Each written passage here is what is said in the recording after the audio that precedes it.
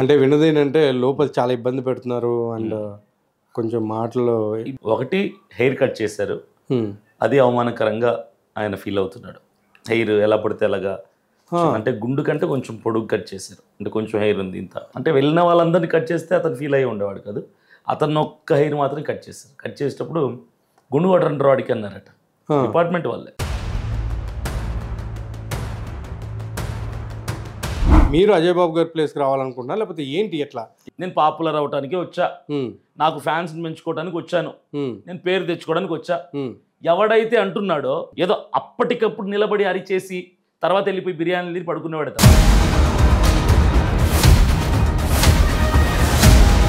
Ram Paul గారు కూడా ఉన్న మాట చెప్పినందుకు ఆయన కూడా అట్లానే ఆడిపోతున్న మాట కాదు, అది డబ్బు తీసుకొని అన్నమాట.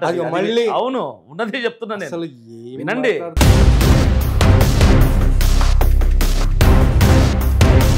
ముందు మీ కార్యాచరణ ఏంటి? రానున్న రోజుల్లో రానున్న ఎలక్షన్స్కి ప్రతి కాన్స్టిట్యుయెన్సీ నుంచి కూడా ఒక్కొక్క అభ్యర్థిని నిలబెట్టడానికి ఇండిపెండెంట్గా సిద్ధంగా ఉన్నాం. ప్రతి రంగంలో మెయిన్ ఫ్రంట్ లైన్లో క్రైస్తవుడు ఉండాలి, సైన్ అథారిటీలో క్రైస్తవుడు ఉండాలి, రాజకీయాల్లో క్రైస్తవుడు ఉండాలి, కలెక్టరేట్లో క్రైస్తవుడు ఉండాలి, ఫ్రంట్ లైన్లో ఉండాలి.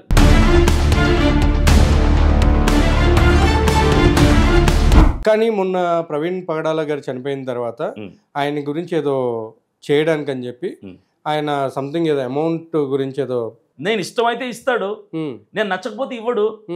ఒకవేళ ఇచ్చాడు అనుకో, నీకేంటి ప్రాబ్లం, నీకేంటి నొప్పి? ఆర్థిక సాయం చేయండి అని చెప్పి వేరే వాళ్ళతోటి ఇలా అడిగిస్తున్నాడు. సరే అడుగుతాం, ఏంటి అనేది తప్పు కదా. ఎవరిని ఎందుకు అలా చేయడం? అడిగేవాళ్ళని తీసుకొచ్చి కూర్చోబెట్టిన ముందు ఏం జరిగినా కానీ మేము అడుక్కోవడం అయితే ఆపం, మా ఇష్టం అని అంటారు. ఇచ్చేవాడికి లేని బాధ మీకు ఎందుకంటాను నేను.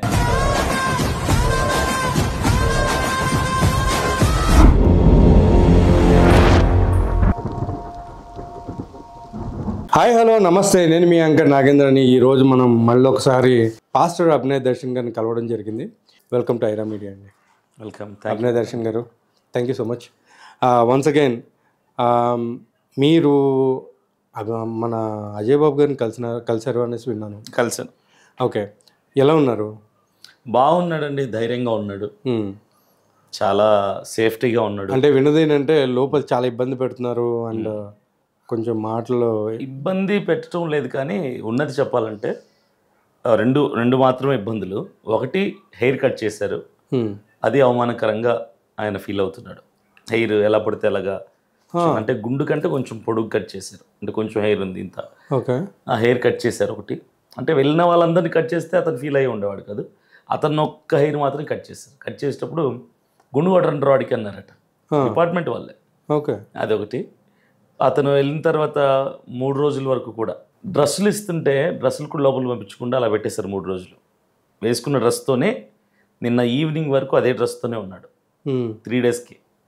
తర్వాత ఫుడ్ క్యాంటీన్ కోసం ఫుడ్కి డబ్బులు ఇస్తే కూడా బయట ఆ క్యాంటీన్కి సంబంధించిన ఫుడ్ కూడా అతనికి ఇవ్వట్లేదు.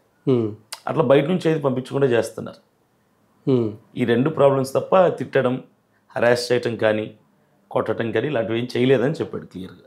Okay, fine. ఆయన అయితే కొంచెం సేఫ్లోనే ఉన్నారు కదా? సేఫ్గా ఉన్నారు, ధైర్యంగా ఉన్నాడు. నైస్ అండి. సో ఇక్కడ ఏంటంటే ఉన్నట్టు మాట్లాడాలి కాబట్టి ఒక యాంకర్గా నేను నా బాధ్యత నేను చేయాలి కాబట్టి నేను అడుగుతున్నాను మిమ్మల్ని. ఇప్పుడు ఎవరైతే అజయ్ బాబు గారి మీద కేసు పెట్టడం జరిగిందో వాళ్ళు ఎందుకు కేసు పెట్టారో మీకు నిజంగా తెలుసా? తెలుసు అండి. ఓకే, అందులో ఎవరెవరు ఏ సెక్షన్ల మీద పెట్టారో కూడా మీకు తెలుసా? ఏ సెక్షన్స్లో పెట్టారో తెలియదు, కానీ ఎందుకు పెట్టారో అయితే తెలుసు, పెట్టింది ఎవరో తెలుసు. ఓకే, ఎవరో ఒకసారి మీ మాటలో చెప్పండి ఎవరెవరు. మొదటగా ఇప్పుడు రన్ అవుతున్న ఏ కేసు మీద జైలుకి తీసుకెళ్లారో అది వచ్చేసి ఆరోగ్యస్వామి జోసఫ్ అనే వ్యక్తి పెట్టినటువంటి కేసు. అది చాలా ఓల్డ్ కేసు అట. 6 months 7 months బ్యాక్ ఎప్పుడో సికింద్రాబాద్ తుకారం గేట్లో అతను కేసు పెట్టాడు. ఆ కేసుని వెలికి తీసి దాని మీద మనోడిని అరెస్ట్ చేశారు. 6 months బ్యాక్ పెట్టారు. అది లాంగ్ బ్యాక్. అవునా? ఫ్రెష్ కేసు కాదు అది. ఓకే, కానీ అది ఫ్రెష్ కేసు అనేసి వాళ్ళు నాకు తెలిసింది. లేదు ఫ్రెష్ కేసు. నేను చెప్తాను, మీరు చెప్పండి. ఫ్రెష్ కేసు కాదు, కొంచెం లాంగ్ బ్యాక్ కేసే. దాన్ని తీసి ఆ కేసు మీద ఇతన్ని అజయ్ బాబుని అరెస్ట్ చేసి లోపలికి పంపించారు. ఇంకొకరు ఇంకా మన హమారా ప్రసాద్ ఒకటి కేసు పెట్టినట్టుగా తెలిసింది. అమర ప్రసాద్ గారి మీద అండి. పెట్టాడు అన్నట్టుగా అమర ప్రసాద్ గారు పెట్టారు. అన్నట్టుగా. ఓకే. తర్వాత ఈ హైందవ పెద్దలు ఎవరైతే ఉన్నారో ఉమ్, వాళ్ళందరూ కలిసి ఐక్యతగా వాళ్ళకొకటి ఏదో గ్రూప్ ఉంటుందట, ఉమ్, వాళ్ళందరూ కలిసి ఉప్పల్లో పెట్టారు కేసు. వాళ్ళందరూ కలిసి 4 చోట్ల వాళ్ళు పెట్టారు. మొత్తం 6 చోట్ల కేసు ఫైల్ చేశారు ఇతను. ఓకే. 2012లో కేసు ఉంది, ఆ కేసు కూడా బయటికి తీశారు. ఆ కేసు మీద కూడా ఇప్పుడు ఇబ్బంది పడుతున్నారు. ఉమ్, అంటే టోటల్గా ఏంటంటే ఇతన్ని వాంటెడ్లీ ఇబ్బంది పెట్టాలి అని, ఉన్నవి లేనివి ఎప్పుడో పెట్టినవి చిన్నది పెద్దది అని చూడకుండా అన్నీ వెలికి తీసి అన్నీ ఇతని మీద రుద్దుతున్నారు ఇప్పుడు. ఉమ్, ఆ ప్రయత్నం జరుగుతుంది. ఓకే. సో అలా చూసుకుంటే ఇప్పుడు అజయ్ బాబు గారు చేసినటువంటి ఏవైతే వ్యాఖ్యలు ఉన్నాయో వాటిని ఆయన వెనక్కి తీసుకున్నారా, తీసుకోలేదా? వెనక్కి తీసుకోవడానికి ఇప్పుడు ఆయన ఎక్కడున్నాడండి? మనతో లేడు, జైల్లో మనతో ఉన్నాడు. లేడు అని కదండి. ఇప్పుడు ఏంటంటే ఇప్పుడు మీరు మాట్లాడి ఉంటారు లేదా కలిసి ఉంటారు. ఉమ్. సో ఆ టైంలో ఆ యొక్క వ్యాఖ్యల వల్లే నన్ను ఇట్లా చేశారు అని చెప్పడం జరిగిందా, లేదా పాత వాళ్ళు అంటే పాత కేసులు కూడా అవన్నీ కూడా తిరిగి నా మీద రుద్దడం జరిగిందని పాత కేసైనా కొత్త కేసైనా అన్నీ ఒకదాని మీదనే.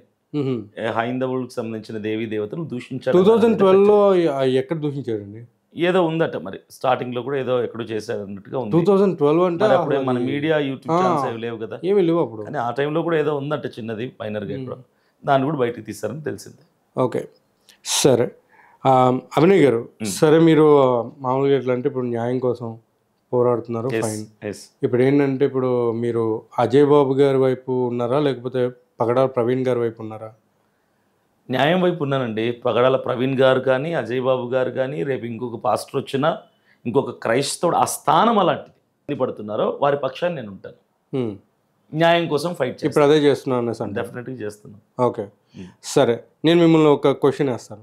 అదేంటంటే ప్రవీణ్ పగడాల గారి యొక్క కేసు ఏదైతే ఉందో, ఆయన చనిపోయిన తర్వాత ఎక్కువ ఎలివేట్ అయిందల్లా అజయ్ బాబు గారు మాత్రం అనేది అందరికీ తెలిసింది. అవును, వేరే ఎవరు లేరు. ఆ తర్వాత అజయ్ బాబు గారు ఇప్పుడు లోపలికి వెళ్ళిన తర్వాత ఇప్పుడు మీరు ఒక్కళ్ళు మాత్రమే అజయ్ బాబు గారి వైపు నుంచున్నట్టు కనిపిస్తుంది. అక్కడ వేరే కూడా ఎవరు లేరు. సో ఇప్పుడు అజయ్ బాబు గారి ప్లేస్లోకి ఇప్పుడు మీరు అంటే అజయ్ బాబు గారు ప్రవీణ్ పగడాల గారి ప్లేస్కి వెళ్ళాలనుకుంటున్నారా, లేదా మీరు అజయ్ బాబు గారి ప్లేస్కి రావాలనుకుంటున్నారా, లేకపోతే ఏంటి ఎట్లా? ఎందుకంటే ఇవన్నీ కూడా నా క్వశ్చన్స్ కాదు ఇవి. ఓకే, ఎందుకంటే మీరు ఆల్రెడీ కామెంట్స్ అవన్నీ కూడా చదువుంటారు, లేదా మీరు వినుంటారు, కొన్ని వీడియోస్లో కూడా అవి రావడం జరుగుతుంది. ఇప్పుడు ప్రాబ్లం వల్ల ఏంటంటే అండి, మన ఇండియన్స్ యొక్క హ్యూమన్ నేచర్, మన భారతీయుల యొక్క మైండ్ సెట్ ఏంటంటే, ఒకడు ఎదుగుతున్నాడంటే వాడిని పట్టుకొని లాగే ప్రయత్నమే చేస్తారు తప్ప, సరే ఒకటి అనుకుందాం, ప్రవీణ్ పగడాల గారి విషయంలో అజయ్ బాబు నిలబడి ఫేమ్ అయ్యాడు. ఇప్పుడు అజయ్ బాబు విషయంలో అభినయ్ నిలబడి ఆ స్థానంలోకి రావాలనుకుంటున్నాడు అన్నది ఎవరో వేసినటువంటి ఆరోపణ. ఇప్పుడు నేను ఒకటి చెప్తా, సరే నేను ఫేమ్ అవ్వటానికే వచ్చా, నేను పాపులర్ అవటానికే వచ్చా, నాకు ఫ్యాన్స్ పెంచుకోవడానికి వచ్చాను, నేను పేరు తెచ్చుకోవడానికి వచ్చా. ఎవడైతే అంటున్నాడో అభినయ్ దర్శన్ పేరు కోసం నిలబడ్డాడు, జనాల్ని పెంచుకోవడానికి నిలబడ్డాడు, ఫేమ్ కోసం నిలబడ్డా, పాపులారిటీ కోసం నిలబడ్డాడని ఎవడైతే వాగుతున్నాడో వాడిని గురించి వచ్చి నిలబడమనండి. వాడిని ఒక అదే కాదు ఇంకా చాలా ఉంది ఇక్కడ. చెప్తున్నా ఫస్ట్ ఈ పాయింట్, మీరు అడిగిన ప్రశ్న ఇదే కాబట్టి వాడు వచ్చి నిలబడమనండి, వాడు కూడా ఫేమ్ అవుతాడు కదా, వాడికి కూడా పాపులారిటీ వస్తుంది కదా. రావడానికి దమ్ము ధైర్యం సత్తా లేని పనికిమాల వెధవలే ఇలాంటి మాటలు మాట్లాడతారని నా ఉద్దేశం. ఇక్కడ నిలబడి టైంకి తిండి లేక, రాత్రికి సరైన నిద్ర లేక, ఎక్కడ ఉంటున్నామో సరిగ్గా తెలీదు, మాకు ఇక్కడ సరైన మేము బంధువులు లేరు, నాకు ఫ్రెండ్స్ లేరు, ఎన్నో ఇబ్బందులు పడుతూ ఎన్నో వస్తువులు పడి ఎన్నో వేల రూపాయలు ఖర్చు పెట్టుకొని ఎంతో కష్టపడి ఇక్కడ ఉండి ప్రయాసపడుతున్నాం. తన కుటుంబీకులు కూడా కష్టపడుతున్నారు, మేము ప్రయాసపడుతున్నాం. ఇంత ప్రయాసపడుతున్నదంతా విడిచిపెట్టి ఫేమ్ అవుతున్నాడు అభినయ్ దర్శన్. ఈ రోజు కాదు ఫేమ్ అవుతున్నాడు అని కదా, అవ్వాలనుకుంటున్నాడు, సమస్య లేదు. అభినయ్ దర్శన్ ఈ రోజు ఫేమ్ అవ్వాలనుకోవట్లేదు. నేను ఆల్రెడీ నాకు ఫేమ్ ఉంది, నన్ను అభిమానించే వాళ్ళు వేలాది మంది ఉన్నారు, నాకు యూట్యూబ్ సబ్స్క్రైబర్స్ ఎప్పటి నుంచో 30,000 మంది ప్లస్సే ఉన్నారు, నన్ను ఇష్టపడే వాళ్ళు ఇష్టపడుతూనే ఉన్నారు. కాకపోతే ఇప్పుడు కొత్తగా ఏంటంటే నేను సిపిఎఫ్ అనేది ఒకటి ఫామ్ చేశా, క్రిస్టియన్ ప్రొటెక్షన్ ఫోర్స్.